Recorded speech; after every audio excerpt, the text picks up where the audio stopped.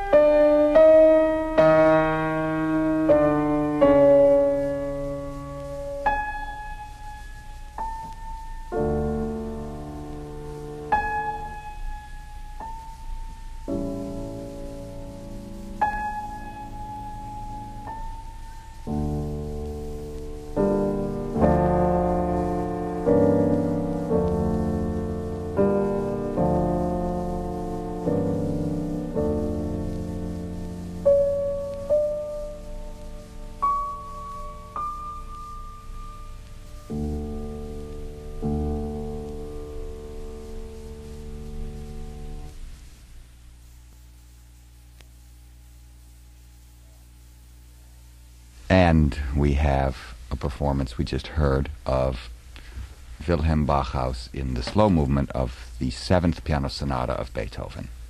Matt, anything to say? No, not really. I was just thinking that maybe you and Stan could expand a bit on what is a concert piece. Something that goes well in a large concert hall, is that the definition you're using? Very well said, yes. Is that's you just solved that, yeah. In other words, you're saying that there's some sort of intimacy, or is there a restriction or an expansion of technique? Is it more pianistic, more show-offy, or what? Talk about it, Boy, Stan. that's a very, very difficult question, Matt. Excuse me, and a very, very good one. I just want to say one thing about this: the opening of this piece, very Handelian. Yes, Handel, was probably Beethoven's favorite composer and used the phrase, "To him I bend the knee." But back to Matt's question, which I really don't know that I can answer, except to say that it's a combination of intimacy, technical virtuosity. Certainly of effectiveness. Yes. Effectiveness is the proper word. Effectiveness in total. Yeah. Remember that Beethoven sometimes writes these two-movement piano sonatas. As Schnabel said of Opus 90 and Opus 54, of Opus 90, Schnabel said, "Only once in my career did I end it correctly. Did it come off?" Mm-hmm. You see, this is what I mean by a concert sonata, where it's stated for the public, in a sense, and the pianist feels at ease with it. He's not necessarily being totally profound. Remember that Beethoven's piano sonatas are among, though, his most intimate creations, not the symphonies. The symphonies are public works. The orchestra is a big public spectacle. Mm-hmm. But the piano can be played in public, and it can be played at home. But you said the Opus 109 is a public piece. I didn't. I said that. I think it is. I think you think it is. Well, it has a lot of.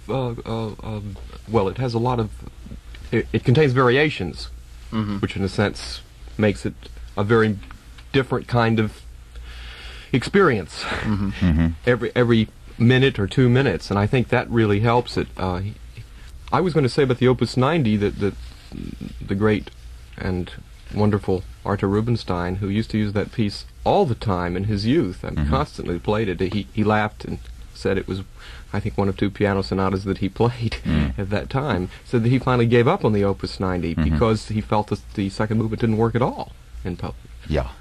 Well, I thought perhaps the later sonatas, that is, I'm thinking of 106, 109, to me seem to be very serious, very deep work, psychologically very insightful. Let me finish for a second. And I'm just wondering whether Beethoven wrote them more so as he became more and more deaf, and whether really, I can't understand how you can think of those as public works. They seem to be so Well, Beethoven intimate. thought of the Hammerklavier as a public work, meaning this will be my massive and major achievement in the sonata form. Yes, and with all due respect to Beethoven, without being irreverent and acknowledging the difficulty of the sonata, it plays, it works, except obviously the fugue is extremely difficult, but somehow it plays, and somehow it does hold attention when played well. Yes, the only problem with the Hammerklavier in public is what is surrounding it on the program. Yeah. This is the important thing. And too bad, of course, that the slow movement wasn't a separate piece, I always thought. Well, that's an interesting thought. It's almost 20 minutes in length, the largest slow movement in the literature. But we're not on the 106 by any means yet, and what I meant about 109 not being public is I qualified that, yes, 109 and 110 also work well, but I like the audience small. Mm-hmm. And of course the hall should be exquisite. It's both acoustics and audience. And of course the pianist helps. Mm-hmm. Now we'll have the third movement of Opus 10, number 3, and this will be by, well, I'd say this is a very good player, Arthur Schnabel.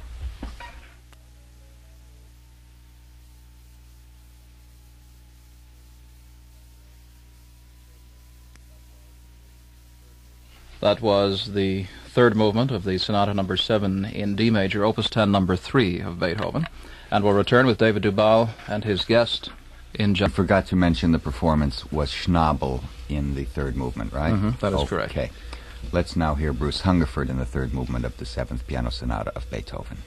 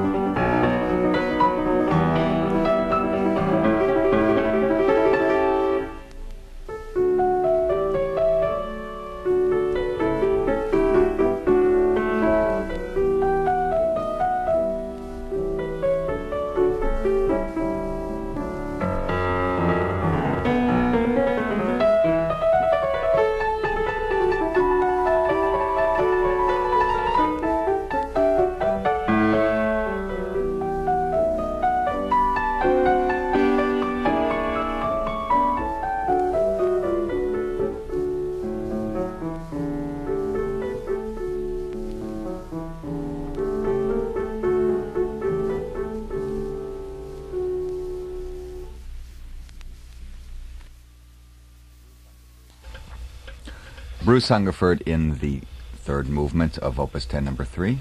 Matt? Really have nothing to say. Stan? I'll follow suit with Matt.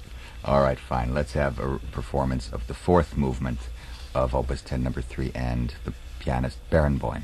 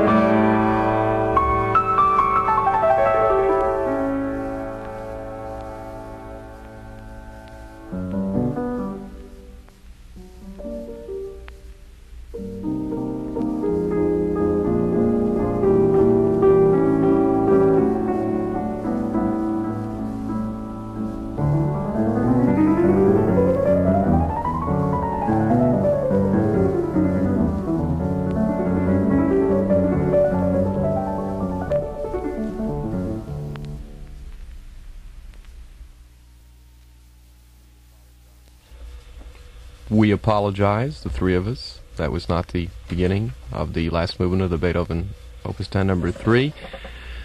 David, your show? Well, it's not me that's becoming sloppy. I'm a master of blame.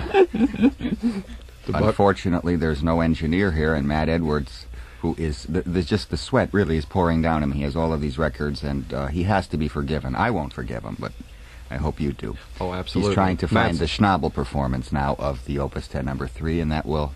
It's here. Okay. Good, Matt. Arthur Schnabel in the finale of the Sonata number 7 in D major, Opus 10 number 3. And we'll get to a performance in total by Alfred Brendel. But Stan, you just came back from Russia last night, really, and I haven't asked you a question about it. How many radio stations are there in Moscow? Oddly enough, in the city of, well, they call it 10 million now with the outlying districts, only 4.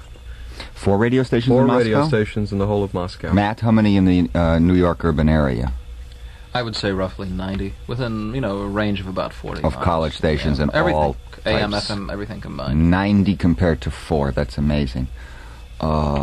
Yes, their communications are rather primitive. What about the formats of the radio stations? Well, is there anything like WNCN? Not that I could tell, and I listened, of course, in the morning and in the evening because nightlife in the Soviet Union is not exactly Paris or New York.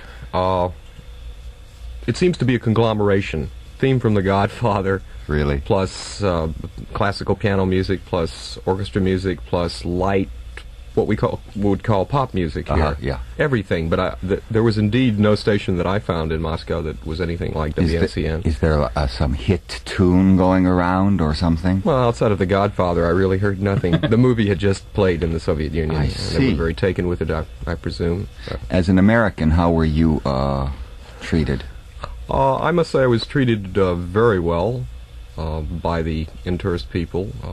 One could say a lot of things about the Soviet Union, but one must remember, as Matt and I were talking before the program, that they view the last 60 years as a great experiment. Mm-hmm. And as they said to me, the experiment is still continuing. How many cities were you in? It was in 4, Moscow, Kiev, Odessa, and Leningrad. How were the conservatories?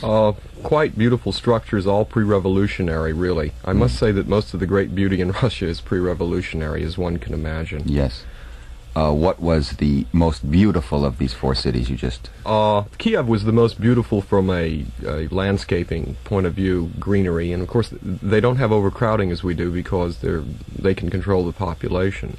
But Leningrad, I think, is the great city of Russia, and this is in great part due to the marvelous, marvelous palaces that exist there, that still exist there, that are national shrines, really. What was your great experience in Leningrad? Oh, the Hermitage, or as they said, the Hermitage. The great museum, Yes. one of the great museums of the world. As Catherine the Great called it, the Hermitage means solitary corner. Uh-huh. And the art collection alone, it took me 2 hours to simply walk through it. Walk through it. I mean, it is absolutely unbelievable and something that everyone should see. Well, I'd love to. What about concert life? Very large in Russia, and one must understand that basically there is not a great deal to do and there's not a lot of money to spend. And what time, free time, leisure time they do have, they go to the opera and to concerts. And they will have sometimes like 6 concert halls or 7 concert halls in one city. And I'm not talking only about Moscow, but about Kiev and Odessa. And I've been told by friends of mine who have played there that the greatest audiences in the world, they have a tradition of classical music which goes back far beyond our own. And this is their great love. The young people seem to lean a little toward rock now. They have a great fetish, if I may use the word, for Western rock music. It's moved in there, huh? Absolutely. They know all of the American rock stars. Really? Now, you were telling me, though, that the great sensation you provided to Russia was the many disposable lighters that you brought. Lighters and American cigarettes. You can get anything for those 2 things. Those are 2 absolute requirements when traveling in the Soviet Union. And you brought in, I was amazed, you said you brought in 8 cartons. I said, that's unusual, but you made it a point to say that you smoked 4 packs a day. 4 packs a day. They looked at me a little bit strangely, but since I'm an American and, of course, crazy, that all seemed very much to fit. And I did, of course, bring back a wonderful record, which I told you about. Yes, Alexander Sofronitsky playing Chopin. Yes. Which we now have in our library. Thank you. Okay, now a complete performance of the Piano Sonata, Opus 10, Number 3 in D major, the 7th that Beethoven wrote. Yes, hopefully from the beginning. And all of it, indeed. Alfred Brendel.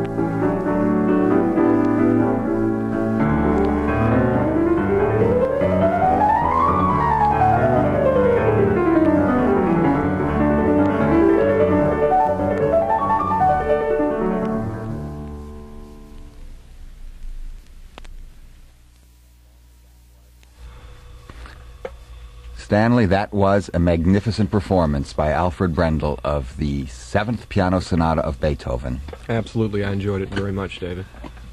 Tomorrow we move to the year 1799 and the Grand Sonata Pathétique, the most famous of Beethoven's early piano sonatas.